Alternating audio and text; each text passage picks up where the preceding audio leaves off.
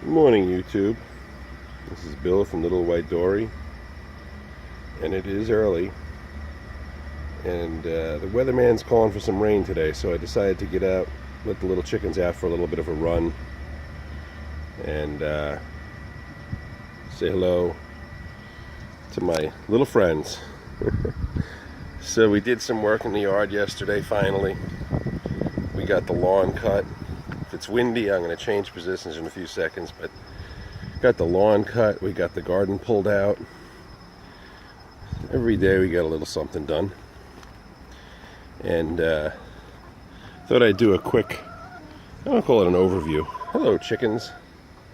What are you all doing down there? That's a funny place for you to be hanging out. Watching your video, Rob, Sapper Gardener, decided I would give you a little poke and look at my coop. I know I've seen it, and we've talked, or we've mentioned things about it back and forth. But I have to say, this was a chicken coop that was put together without the use of a tape measure, a level, or a square. I just kind of kept putting things on, and it turned into what it is.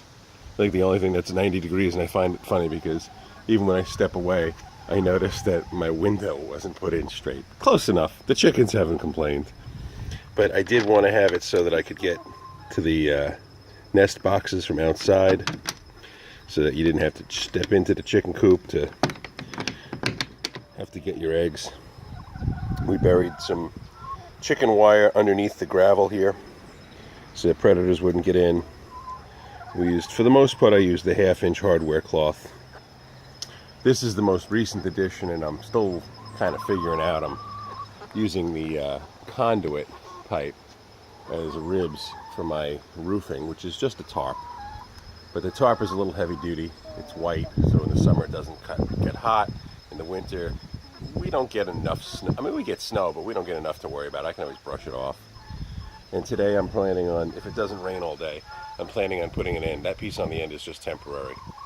But I'll put a little piece of wood that'll match the red from the coop and the shed.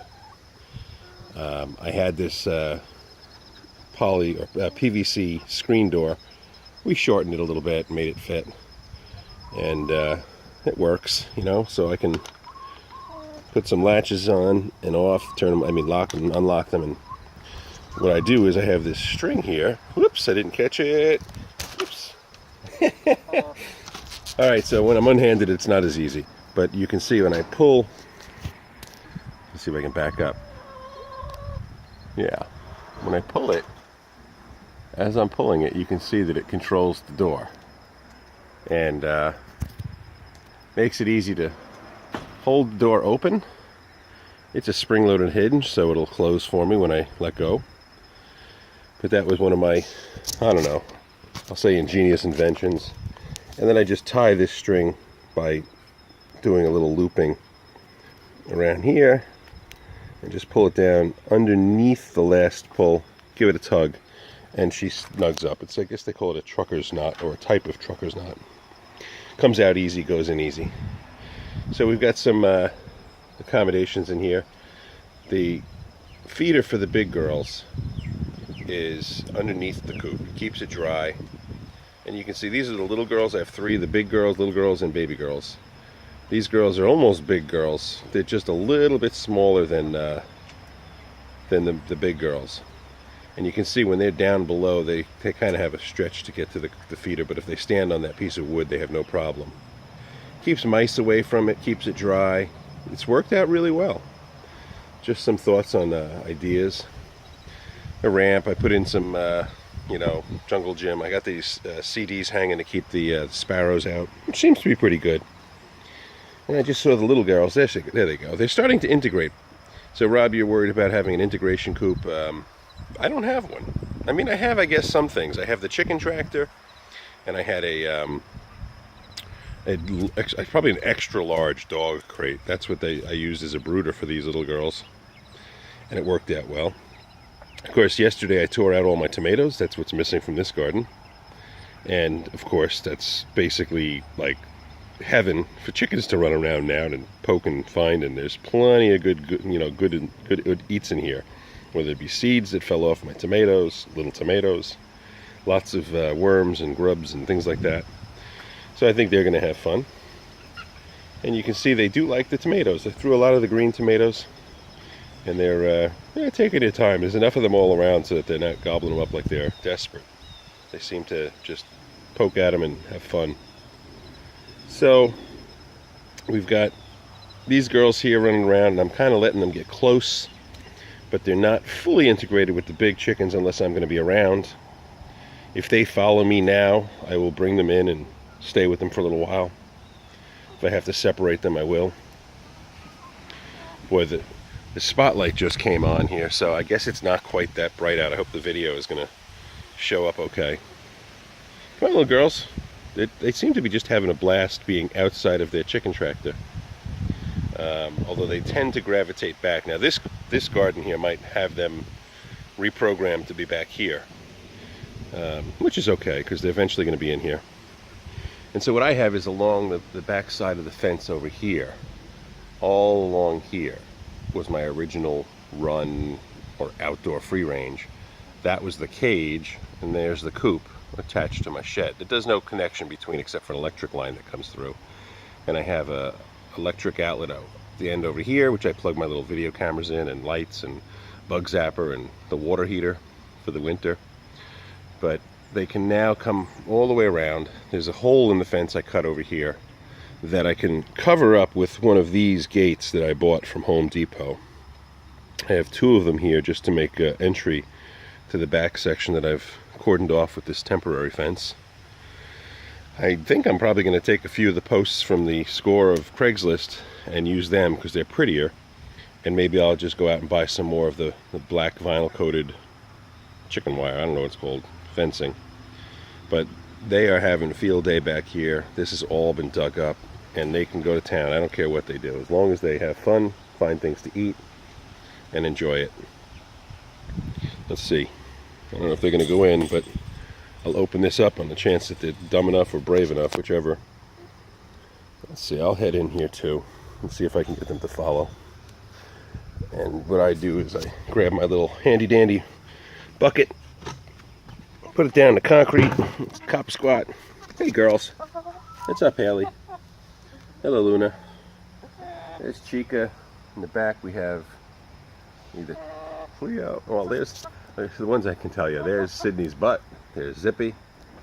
And somewhere over here I just saw him. There she is one of my littles. And I'm not probably going to be paying attention enough to know who's going to run out and escape, but maybe I can draw the little girls in. I left the gate open, and they're running around like little chickens should.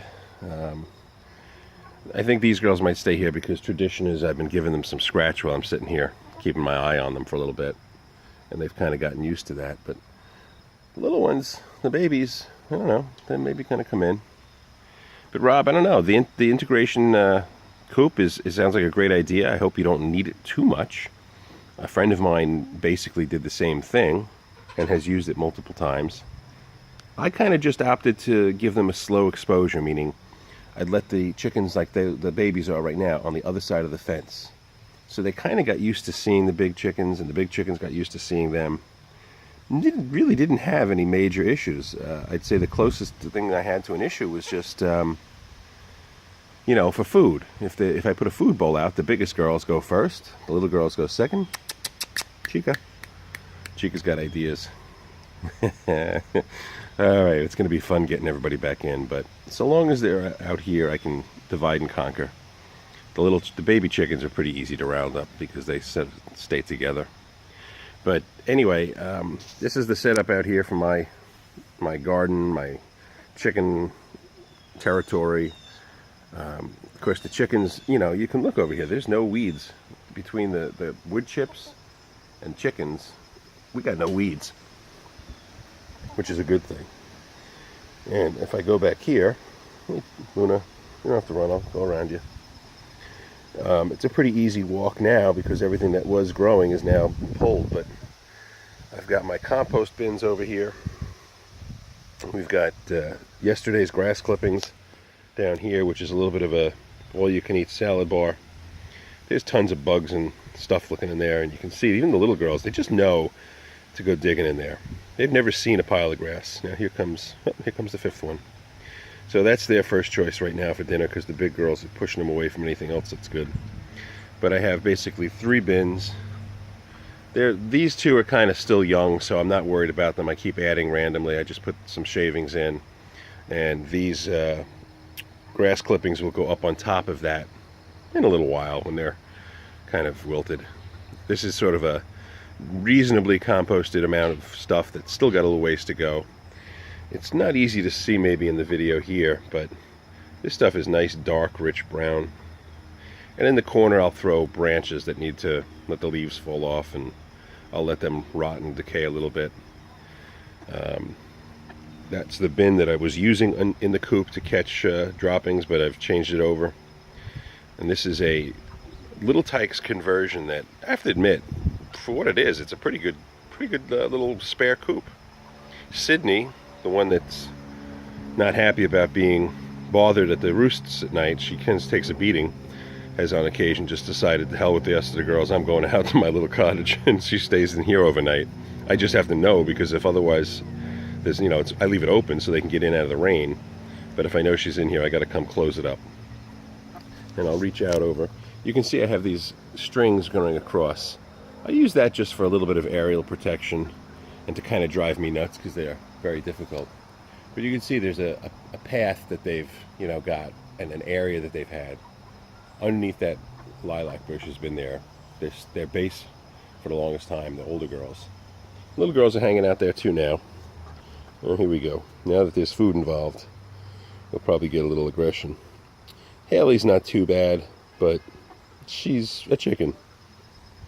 Yeah, we've got these 3 gardens planted out. We still have the carrots. I'm waiting. I think I mentioned it to a friend about a friend wanting to come for the carrot tops. And I'm going to zoom down, and you can see I've got a row of sprouts coming up. Let me see if I can zoom in a little bit. And these are, I guess they're either radishes or beets. I forget which one I put there. And I see more coming up here. Another row here. There's probably about, well, actually I can see that, it rained so much, you can see there's a line here. So there's 1, 2, 3, 4, 5, 6, 7, about 8 or 9 rows of radishes and I think beets. And basically, this is going to go to whatever it's going to go to. When and if it gets to the point where it's not growing anymore, I will take this temporary fence that I have just kind of in place to keep the chickens from digging in here, take that down and open it up to the public. Hey, what's going on, girls? Blueberries, talked about it before. They're alive, but they're not thriving. I got to find out what it is they need. I'm sure there's something that will make them work a little better. Needless to say, I'm near the shore, so we've got no shortage of seashells. And I threw them into the garden for the tomatoes this summer just so that they would have some calcium. I don't know how effective it was. It might have been just a waste. So this is the sum total of what's left of my tomato plants, and you can see there's plenty of tomatoes still in there that were green. I pulled a bunch of them, but there's more than I know what I want to do with. I've never had fried green tomatoes, so I'm going to give that a try. Miss Lally, if you're watching, maybe you can send me a recipe. Maybe some of the spices I got from Growing Grass Hobby Farms, Danny. Hopefully I have something there that'll go well with fried green tomatoes. And you can see, so I've been leaving the front door on this shed open. I have this video camera over here so I can keep an eye on them from inside when I'm working. But this is the setup, and we're in for a little bit of a stormy day today, I believe. So I think they're gonna get a little outside playtime now, and I have a feeling they'll head back to their coop soon enough. In fact, none of them came in here, so I'll probably take them back to their coop right now. And I'll tell you what, I'll see how successful I can be at doing that. Sometimes it can be fun. So I just closed this. There's a post down there that I can stick it into. I'll come back later. The girls don't push the limits. Come on. Come on. Come on. Come on, girls. Come on. Come on. They do tend to follow me. I think they think I'm their mother hen. Come on. Yeah, a little distraction in the garden there. Come on. Come on. Come on, girls. Come on. Come on. There you go. Come on, girls. Come on. All right. Good chicks, man. Where's your buddy? One more. We're missing one. Nope, we got them all. Never mind. I can't count. Come on, girls. Hang out over here. That way I know you're over here someplace where it's a little, not safer, but just a little more contained. They tend to like to hide inside not hide, but they dig around in the flower beds over here, which this time of year I'm fine with. They're pulling out bugs and seeds and little sprouts. They seem to like it, so it's a space that I can give to them. All right, folks, I'm already up 15 minutes, so I'm going to call it a day, and we'll talk to you again soon.